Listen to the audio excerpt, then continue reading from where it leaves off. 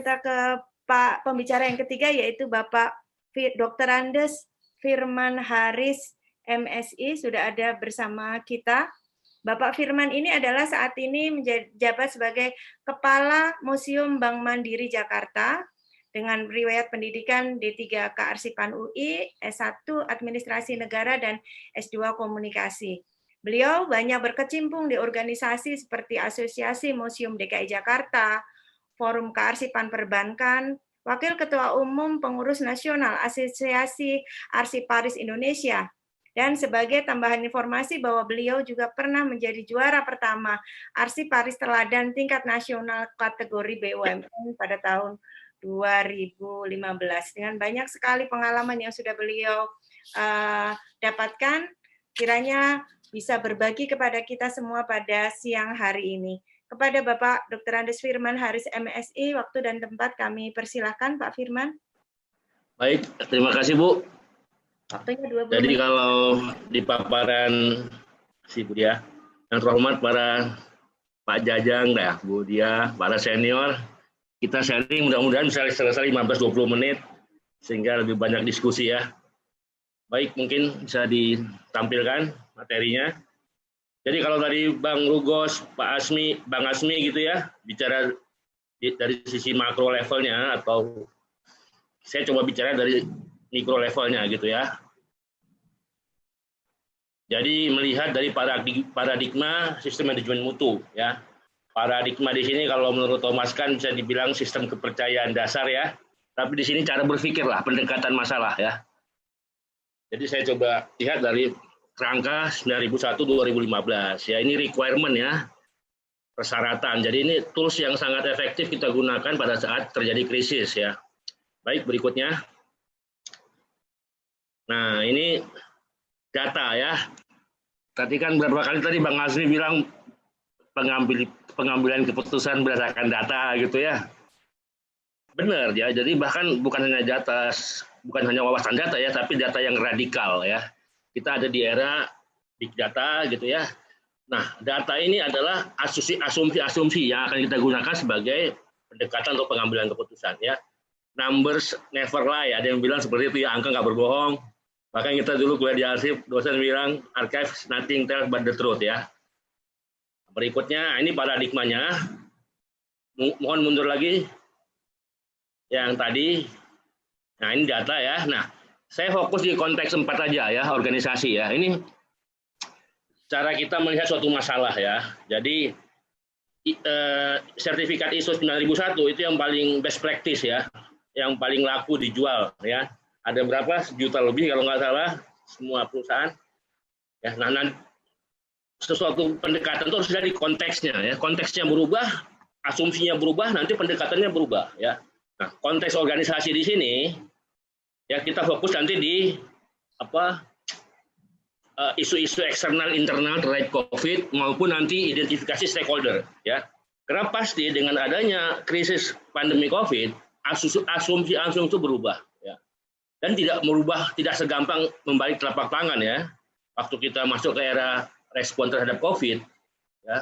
Yang penting bagaimana tindakan kita. Orang akan menilai apa yang kita kerjakan, bukan apa yang kita katakan. Ya, berikutnya. Ya, nah ini analisa SWOT ya. Ini mungkin simulasi atau apa gitu ya. Ya, jadi apa sih kekuatan internal kita ya? Oke, katakan komitmen dan dukungan manajemen puncak gitu ya. Nah, tadi beberapa kali Bang Rugos, Bang Asmi juga singgung masalah budaya kerja adaptif. Ya. Ya, tapi kita bukan lagi menciptakan ya, kita melaksanakan budaya kerja itu. Dan budaya kerja nggak gampang ya, nggak bisa dirubah setahun 2 tahun ya, tergantung kepemimpinannya, tergantung lingkungannya, ya, tergantung kompetensi juga. Katakanlah 2 itu. Kemudian apa sih kelemahannya? Ya, kelemahannya apa? Katakan kita belum menerapkan sistem digital, ya, bahkan tidak ada tanda tangan elektronik, ya. Tapi kalau Pak Arsip Dosener ya, Bang Asmi udah ada tanda tangan elektroniknya ya. Dan disertifikasi ya, sehingga kita benar-benar paperless ya, tidak lagi less paper. Kemudian, nah ini yang menarik Bapak Ibu ya, vulnerable person ya, itu kalau kita lihat di ISO 23, ISO berapa? 22301 ya, itu bisa di download gratis dari portalnya ISO karena ini suasana pandemi. Jadi teman-teman boleh banyak-banyak download gratis dari portal ISO. Ya, kita bicara bukan lagi resiko manajemen, tapi kita bicara tentang manajemen insiden. Ya, nanti di situ menarik, pegawai itu ada yang rentan, ada yang kiper. Nah, ini sebenarnya kenyataan sehari-hari ya, yang kita hadapi dalam krisis COVID. Ya, kemudian kita lihat ada peluang ya. Tadi sudah disinggung masalah transformasi di digital, malah sekarang adalah digital engagement ya, keterikatan, keterlibatan. Ya, kalau untuk apa ya bercanda mungkin kita sering ya, tapi untuk kepentingan pekerjaan gunakanlah Android kita. Ya, kemudian yang lebih penting juga ya isu internasional ini kampanyenya Ketua ICA kita, dukungan yang lebih besar terhadap warisan dokumenter. Ya, karena semakin banyak arsip yang di digital, tidak ada masalah pada saat kita mendistribusikannya, baik di lembaga kearsipan maupun di unit kearsipan. Kita bisa lihat ya di awal pandemi ya trendsetternya siapa? Ya kalau sekarang kita udah ikutan webinar semua ya, follower ya. Tapi siapa sih bulan Maret yang melakukan webinar? Siapa yang di bulan April? Siapa yang di bulan Mei? Ya, nah situ kelihatan ya yang survive gitu loh.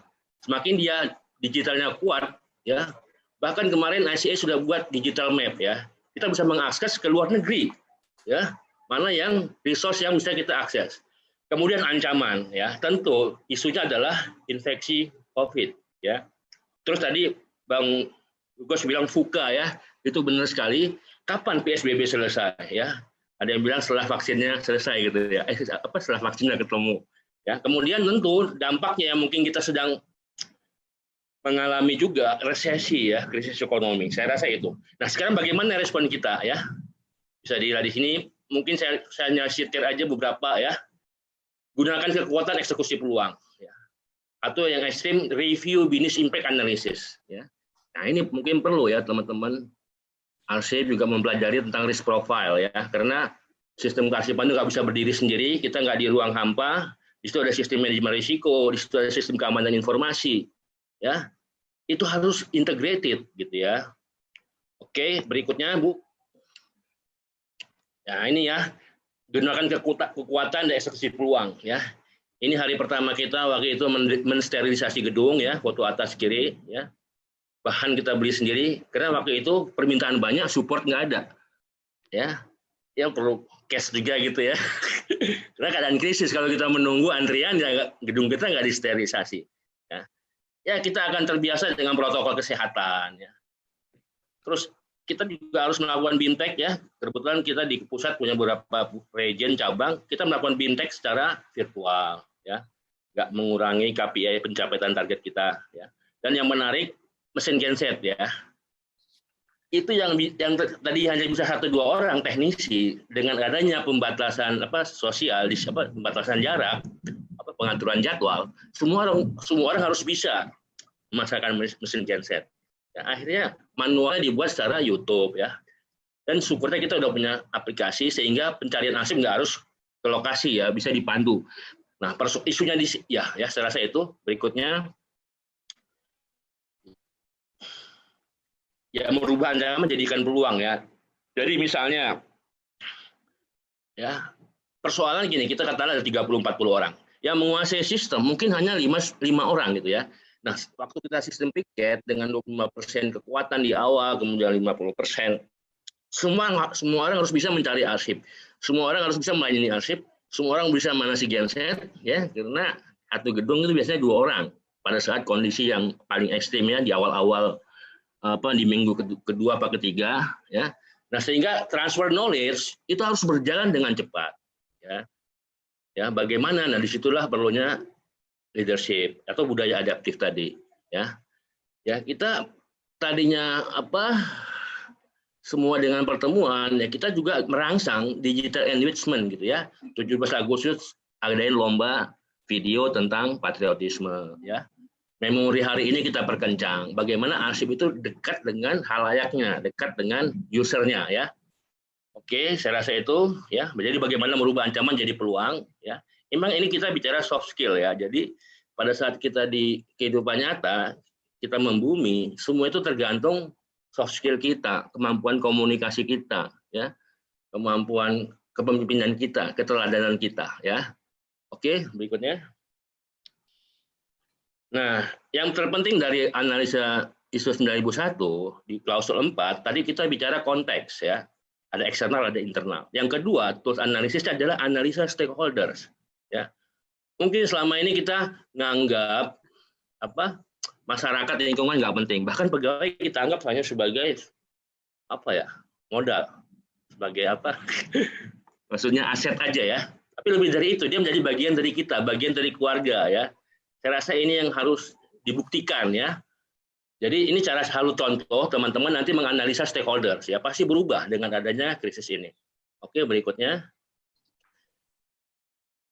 Nah, kebetulan setelah kita analisis ya, kita lihat ya dampaknya, pengaruhnya ya bagi interest maupun influence-nya ya. Ini saya rasa harus dikuasain ya. Kita sebagai pimpinan maupun teman-teman yang lagi belajar ya, karena ini tools ya, tools of analysis ya, berdasarkan best practice ya, berdasarkan best practice ya, sehingga kita dalam merespon masalah mempunyai pendekatan yang terukur lah ya, atau bisa dipertanggungjawabkan.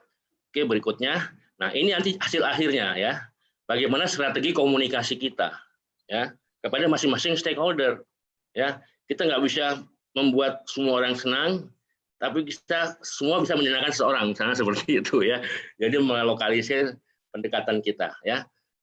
Jadi saya rasa pada masa krisis ya kita semua kalau nggak memanfaatkan komunikasi, nggak mengupdate user kita ya akan ada jarak yang makin panjang ya. Ya ini analisisnya. Oke, berikutnya. Nah, jadi gini, kita kerja juga harus bermain ya. Budaya adaptif itu bukan karena target-target ya. Biasanya orang kalau dikasih kesempatan ya dia outputnya malah lebih besar. Kalau kita drive malah nanti dia merasa nggak nyaman ya. Nah, pada saat pandemi krisis kita juga membangun suatu kebersamaan ya. Tapi kan kita perlu data kan, perlu masukan kan. Nah, kita bisa pakai pendekatan TOMO ya, total motivasi. Ini videonya banyak ya, bisa diakses di internet supaya database kita dalam melakukan soft skill tadi kuat ya. Saya rasa itu. Nanti kita coba elaborate sedikit tentang TOMO ini, total motivasi ini ya berikutnya. Ya, jadi di TOMO itu ada dua, ya motivasi langsung, motivasi tidak langsung. Ya bermain, ya play, ya. Nah, atau kita orang yang purpose atau potensi. Ini masih orang yang positif ya. Kita punya pegawai berapa? 40, 50. Nah, ini kita harus tahu ya. Karena kita ini keluarga besar ya, nggak ada orang yang tidak bisa. Tergantung pendekatan kita. Nah, tentu di bawah itu ada yang motivasi tidak langsung. Nah, ini berbahaya ya. Tapi kita harus identifikasi. Ya, mungkin faktor tekanan ekonomi, ya, emosional, bahkan inersia ya. Kita hanya kerja rutin ya, sehari-hari dia membersihkan gedung gitu ya, memelihara mesin, tapi ya tidak ada tidak talentnya, nggak ada multi talent ya. Kita pada saat krisis kita memang benar harus punya tim yang menguasai secara digital supaya kita nggak terputus dengan dunia luar ya. Ini menarik, ini bisa kita survei ya, kita sebagai feedback kita. Berikutnya. Nah, ini salah satu contoh ya. Jadi kita kebetulan tuh sebelum krisis ada survei. Terus begitu krisis ya kita arahkan lagi ya. Jadi ada 3 pengambilan data. Nah, yang menarik yang kedua, apa yang saya pelajari minggu ini ya. Itu menentukan Anda seorang purpose ya. Nah, kalau apa yang Anda lakukan apa yang saya kontribusi Anda apa yang saya pelajari minggu ini itu orang purpose ya. Tapi kalau dia apa yang kontribusi itu masih potensial. Nah, kita perlu orang-orang yang di pertanyaan ketiga ini. Apa yang ingin saya pelajari minggu depan?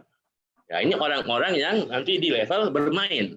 Nah, kita harus dekat. Nah, ini potensi, ini talent kita gitu ya. Tim kita menghadapi krisis dan pasca krisis nanti. Ya, coba aja di-share ya. Oke, berikutnya. Nah, ini kira-kira hasilnya ya. Jadi setelah kita map, kita identifikasi, ternyata kita punya 8% orang yang berada di level play ya. Dia punya kemampuan digital, jago buat video gitu ya misalnya. Kemudian dia juga welcome, selalu menanyakan apa yang harus saya bantu. Nah, ini orang-orang yang istilahnya orang yang menjadi motor nanti ya. Tapi di samping itu banyak orang yang masih di level motivasi tidak langsung ya. Ya nggak apa-apa ya. Ini kan suatu analisa ya. Tapi kita harus melakukan gitulah ya. Oke, berikutnya. Nah, ya, jadi ini mungkin sebagai clue aja, ya tadi pra-krisis, mungkin kita bisnis as usual, ya. Begitu kita masuk ke tahap krisis atau sekarang new normal, ya, karena krisis COVID ini berbeda ya. Kalau kita lihat tuh istilahnya beberapa teorisi bilang krisis itu ada dua, ya, piton dan apa? Piton dan sanca, ya, ular sanca, ya. Kalau piton itu dia lambat ya mematikannya.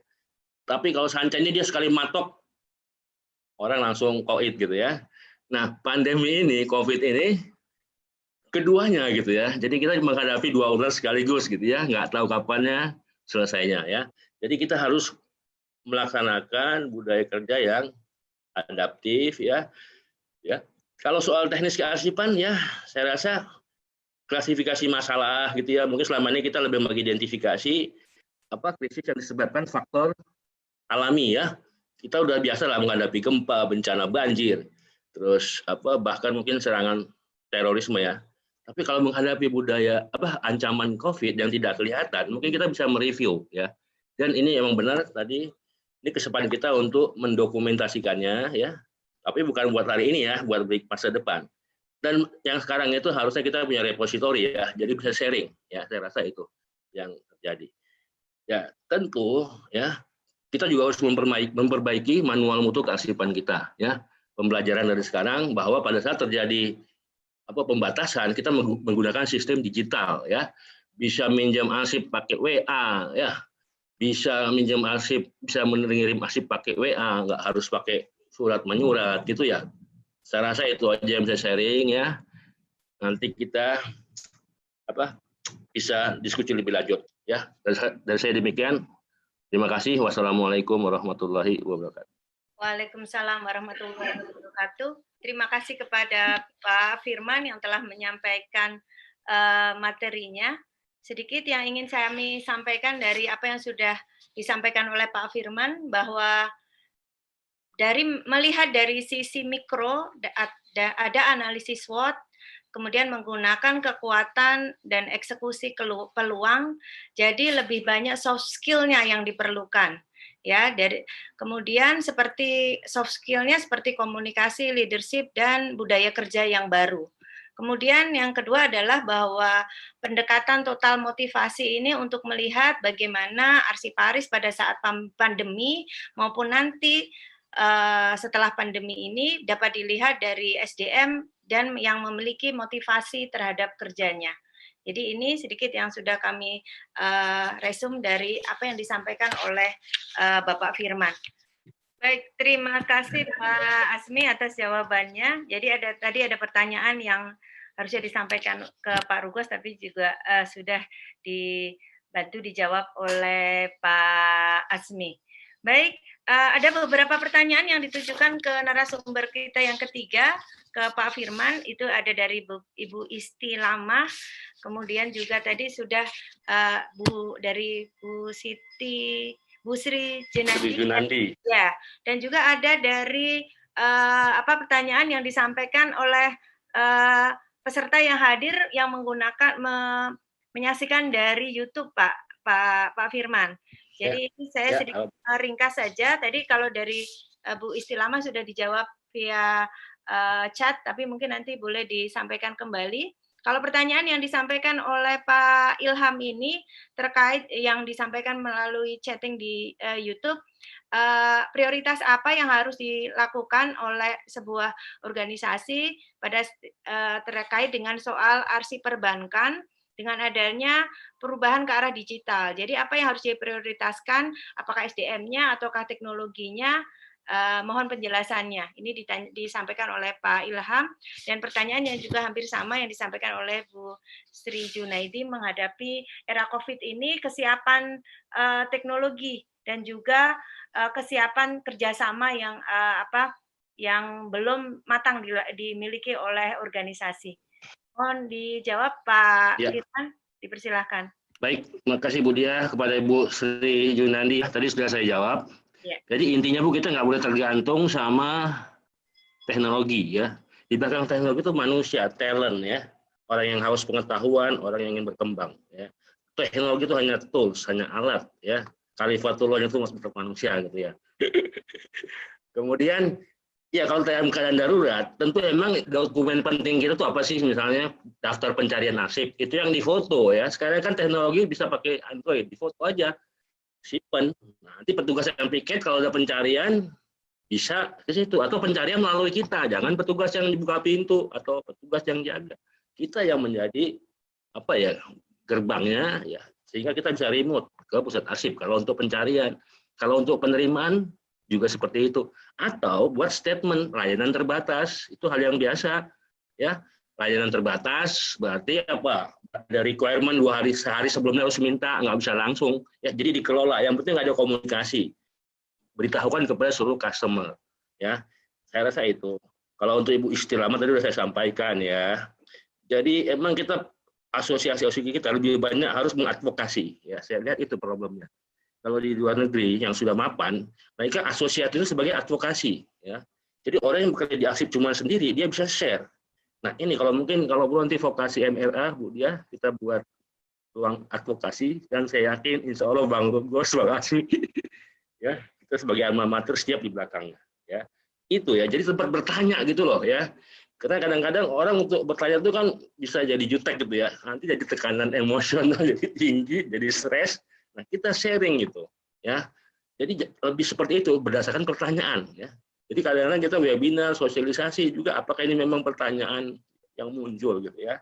Jadi maksud saya kita perlu tadi menjawab dengan berdasarkan data. Nah ke depan emang trennya pusat arsip itu menjadi pusat alih media. Jadi kita nggak bisa bicara arsip konteksnya berkas gitu ya, konteksnya tekstual ya. Dengan ada ISO 15449 itu semuanya harus bicara juga mengcover arsip yang digital, arsip yang elektronik ya. Jadi isunya seperti itu ya. Jadi ke depan itu kita harus mempercepat proses digital. Jadi kalau ada serangan yang ketiga COVID, kita udah happy aja gitu ya, sudah happy gitu ya. Jadi percepat, dan itu terjadi di Jerman tuh ada menteri urusan di digital gitu ya. Bayangkan sampai level menteri aja dia ngurusin di digital ya. Jadi emang itu udah lah, ini masalah waktu. Kita makin cepat makin happy gitu. Tadi ada pertanyaan Pak Ilham bagus sekali ya. Prioritasnya apa? Jadi gini ya, kita kan selama ini masih berbicara paper base ya, retensi dokumen, karena unit pusat arsip elektronik itu terpisah gitu ya. Bahkan ada lagi sekarang namanya data enterprise management, ya data ya. Jadi ada unit IT, ada unit data enterprise, ada lagi arsip ya. Itu ada sekarang gitu ya. Jadi bukan berarti unit kearsipan menghandle elektronik, ya tergantung organisasinya gitu ya. Nah ini yang perlu kita kolaborasi tadi. Isu-isu ke depan, masalah skema data ya, pedoman skema data. Itu kalau kita pelajari ketentuan ISO 15489 2016, gap kita pedoman skema metadata. Ya, saya rasa itu, tapi itu persoalan budaya juga, culture-nya harus berubah ya. Nah, menarik lagi Bu, di perbankan kita harus inventarisasi, karena seperti ini ya, transaksi di cabang itu di-capture oleh sistem. Ada bukti pembukuannya. Bukti pembukuan disimpan 10 tahun saat ini. Ya, trennya di dunia udah 5 tahun, 7 tahun. Bahkan ada 3 tahun di Inggris. Kenapa? Data itu sudah di-capture secara elektronik. Ya. Nah, ini kan suatu hal apa ya? Karena 70% arsip itu bukti pembukuan ya. Jadi kalau kita fokus di sana, mungkin selama kita bisa lebih efisien, skalanya nasional. Ya. Saya rasa untuk perbankan itu isunya, isu pertama adalah skema metadata, ya, pedoman elektronik, pedoman arsip bersama ya. Jangan nanti teman-teman IT punya aturan sendiri gitu ya, yang nggak link. Jadi perlu pedoman bersama, retensi elektronik, klasifikasinya apa? Elektroniknya metadata gitu ya. Kemudian yang kedua adalah masalah retensi, supaya direview lagi, jangan sampai ada dokumen elektronik yang nggak ada retensinya. Walaupun bagi teman-teman IT bilang, Pak kita selama ini nggak pernah musnahin IT gitu ya, nggak pernah musnahin dokumen elektronik. Ini menarik gitu ya. Ya saya rasa itu aja yang bisa saya sharing ya, mudah-mudahan bisa memenuhi harapan lah ya, atau kita nanti bisa diskusi lebih lanjut. Itu aja, terima kasih Bu Dia. Baik, terima kasih Pak Firman. Menarik sekali diskusi kita pada siang hari ini, tapi waktu dan kesempatan yang membatasi kita, jadi kita harus segera mengakhiri webinar pada siang hari ini. Sekali lagi kami ucapkan terima kasih kepada pembicara pertama Pak Barudi, dan kedua Bapak Asmi, dan ketiga Bapak Firman. Sebelum saya kembalikan ke pembawa acara, saya ingin sedikit meresum apa yang sudah kita dapatkan pada siang hari ini, bahwa hikmah dari pandemi COVID-19 ini ada banyak sekali hal, seperti yang kita bahas pada pagi hingga siang hari ini, dan bahwa dunia termasuk Indonesia berubah, termasuk dalam birokrasi, budaya kerja, soft skill, dan dengan berbagai tantangan yang harus kita hadapi bersama-sama, terutama pengelola record dan arsip, seperti otentisitas arsip, alih media, hingga tantangan bagi sumber daya manusia record dan arsip yang harus tersertifikasi. Saya yakin masih banyak sekali pertanyaan yang ada di kita, dan banyak sekali hal yang masih perlu bisa kita diskusikan kembali. Mudah-mudahan kita bisa melakukan webinar ini selanjutnya pada topik yang lebih menarik lagi pada waktu dan kesempatan yang lain. Sekali lagi kami ucapkan terima kasih kepada pembicara 1, 2, dan 3 yang sudah bersedia sharing pada pagi hingga siang hari ini. Dan juga terima kasih kepada semua peserta yang sudah meluangkan waktunya untuk menambah wawasan dan pengalaman kita pada siang hari ini.